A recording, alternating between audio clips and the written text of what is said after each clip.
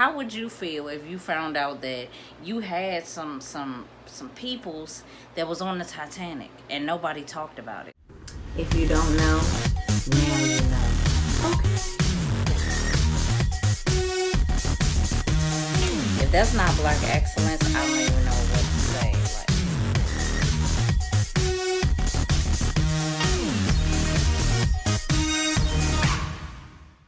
What it is, what it ain't, it's your girl AMBREALERTT, and I am back with another video, okay?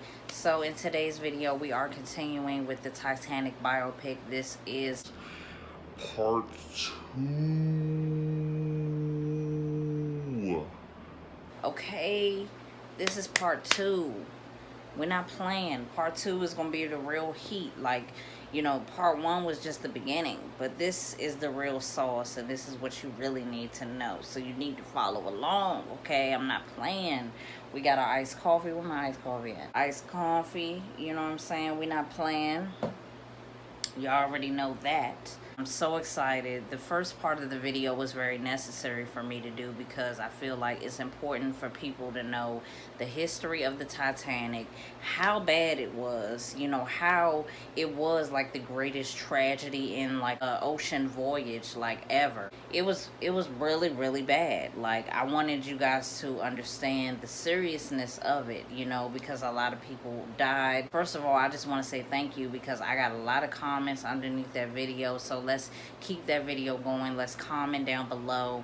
Let me know how you feel about that video. And then, of course, follow along with this video because this is the real heat. So in the last video, I did mention that there was black people on the Titanic, and that is true. If you didn't see that video, you need to go watch it, okay? If you didn't watch part 1, watch part 1, then watch part 2.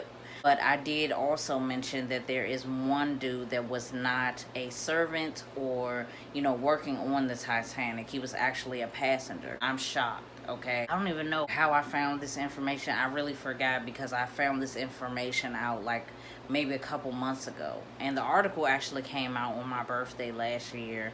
The article that I got my information from, but I got my information from several other articles. Yeah, this is some really deep stuff, okay? Like, it really goes to show you like how much stuff that we just don't know that happened to black people in the past, and it's really crazy. So we're gonna get into it. If y'all ready to hear about this black passenger, then let's do it. Make sure that you like, make sure that you comment below this video, and make sure that you subscribe. You gotta subscribe, okay?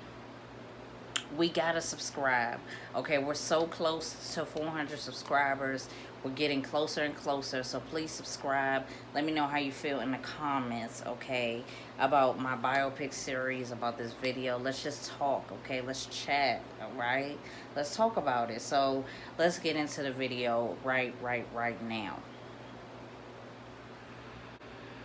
Okay, so, you know, just to sum up a little bit, we already know the story of the Titanic. We already know that, you know, it's an all-white situation. It was an all-white crew. It was an all-white passengers.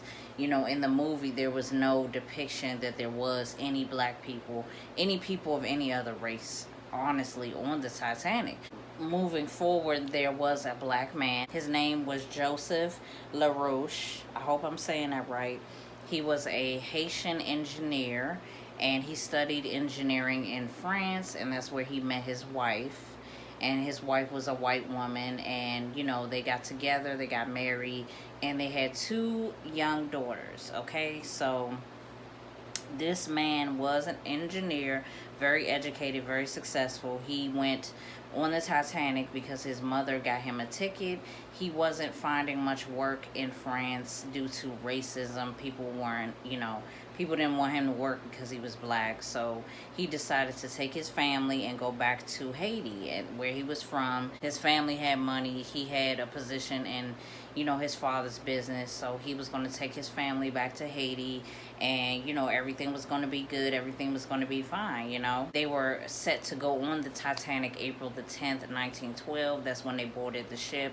He noticed that he wasn't going to be able to dine with his family, so he changed changed his tickets to second class tickets because his young daughter was very ill and he wanted all of them to eat together. So they were on the Titanic. They had their second class tickets. Forwarding to the night of the sinking, Joseph LaRouche, he was, you know, in the smoking area of the Titanic or whatever. He saw and felt the iceberg hit the ship.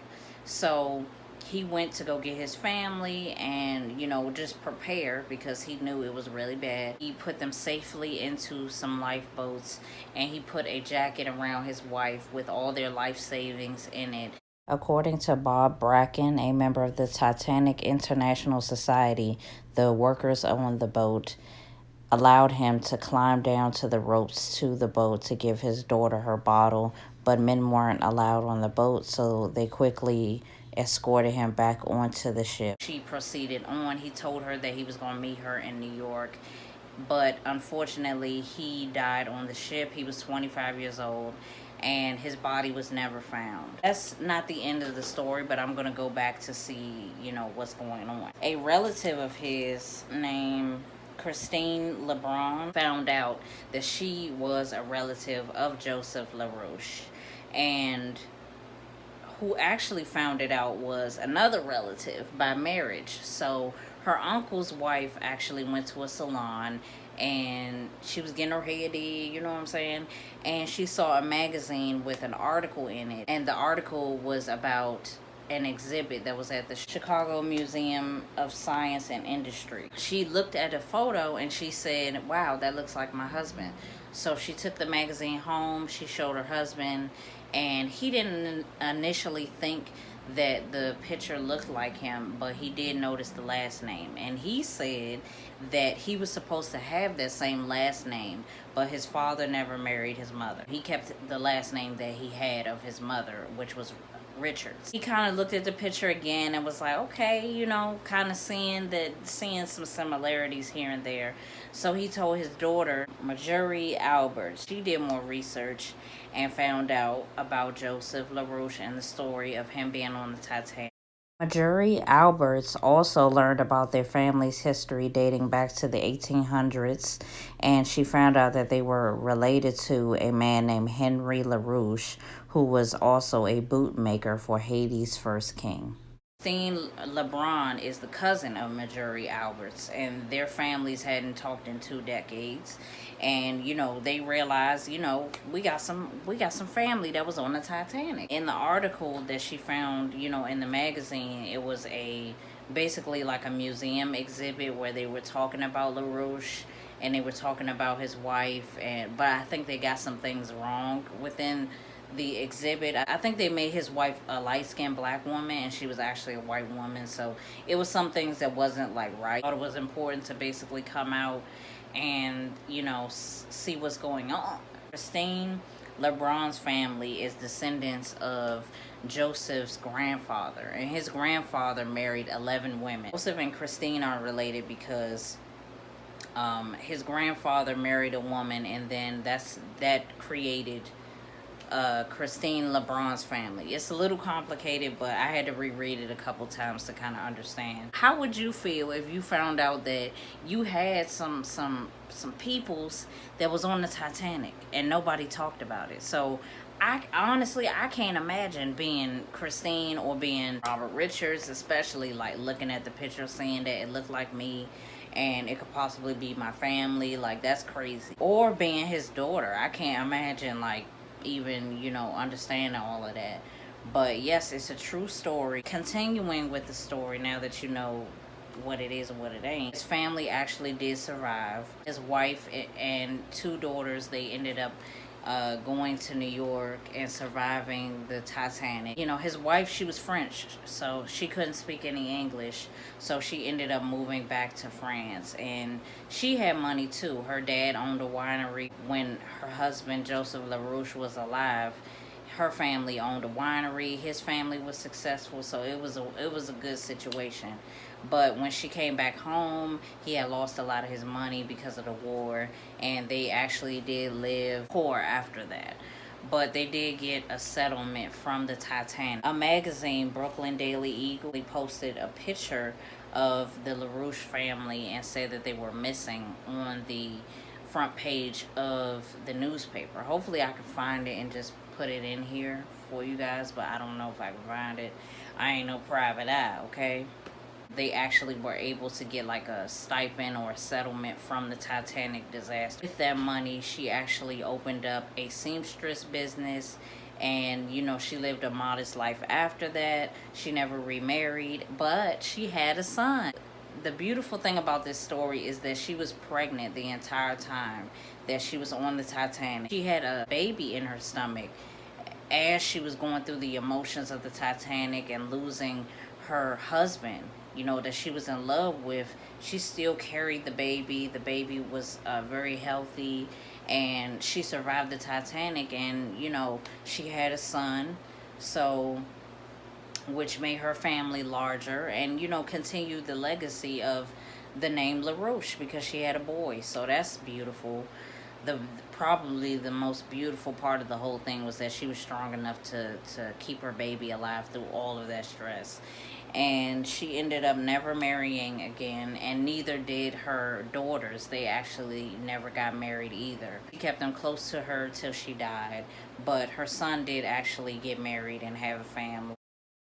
2001, Marjorie Alberts actually flew to Paris to meet Joseph LaRoche Jr.'s wife, Claudine LaRoche, and they did an interview where she found out lots of information that I mentioned earlier about the entire family. I wonder why the daughters didn't get married or have children or whatever, but I could imagine like being a mom and like not wanting my kids out of my sight after that, but for them to get older and then not have a family, that's kind of strange. But either way, the lineage keeps going. This story is quite interesting, quite indeed. James Cameron has some explaining to do. I actually did do a Venn diagram on my own comparing Jack and Rose to Joseph and Juliet. And I came up with some differences and some similarities. I'll put it up on the screen so you guys can see. I basically was just thinking about both stories and I just compared. Because at first I was thinking in my research, like, did James Cameron steal their damn story and like flip it and made it different? It's possible, but you know, I don't think so. What I'm saying is anything is possible. If there's a black man on the Titanic, then anything is possible. And we didn't know about it for this long, then anything is possible. So I don't know, okay? I just came up with some differences and some similarities in the middle. So I put that Jack and Rose met on the Titanic and Joseph and Juliet met in France. Jack and Rose didn't have kids and Joseph and Juliet had kids. I said that these are the differences, by the way. I said Jack and Rose was the same race and Joseph and Juliet are different races. Jack and Rose felt the iceberg while they were together, and Joseph and Juliet felt the iceberg when they were apart. Jack and Rose's story is fictional. Joseph and Juliet's is real. In the middle, I put that there both was a jacket with a fortune in it in both stories. Both of the males died in both stories, and both had different cultures or was from different worlds. It's possible that a lot of people know about this and just wanted to keep it on the hush. I mean, I don't know what is going on. Like, this is a crazy world. I don't think that would have hurt anybody for us to know that there was somebody that was black on the Titanic. Given, I personally, from doing this research, I think that there was more people that were black on the Titanic. I think that there was no way that they had a bunch of white people down in that fucking boiler room or whatever you want to call it, like keeping the ship moving. I don't think they would do that. I don't think they would torture white people like that back then in the early 1900s. I really think that there was way more black people on that ship and that they unfortunately died, and we don't know their names because they weren't listed as people or victims of the ship sinking. They were listed as property. I think it's very much so possible that there were slaves, servants, maids, workers on the ship. I just think that's sad. Like, it was people that survived and it was people that died, but there was a list at least, so you know what their names are. But That's not it. Bad enough that, you know, Joseph LaRoche, he wasn't even working on the Titanic, and we still didn't know that he was, you know, he had a ticket, he was sitting, he brought his family, and, you know, apparently people thought, of course, apparently people on the ship knew that he was black, of course, but they thought that his daughters were Japanese because of, they were mixed. I think that they said that they were Japanese, so it wasn't like people wasn't aware of, you know, him being on the ship. So I don't know why some of the survivors didn't say nothing. Back then people just didn't pay us no mind like that. That was something that I think would have been interesting for, again, for us to learn about in school or whatever. So it's just a shame. But I'm glad that I figured it out. I'm glad that I found it out. I'm glad that I could share it with you guys. Please let me know how you guys feel about this topic. This is pretty interesting. Please make sure that you guys like, comment below, and subscribe to this channel. There's going to be more videos like this coming. Trust and believe. I love stuff like this. I love figuring out things, uncovering truths. You know what I'm saying? So please make sure that you like, comment, and subscribe. And I will see you guys in the next video. Bye.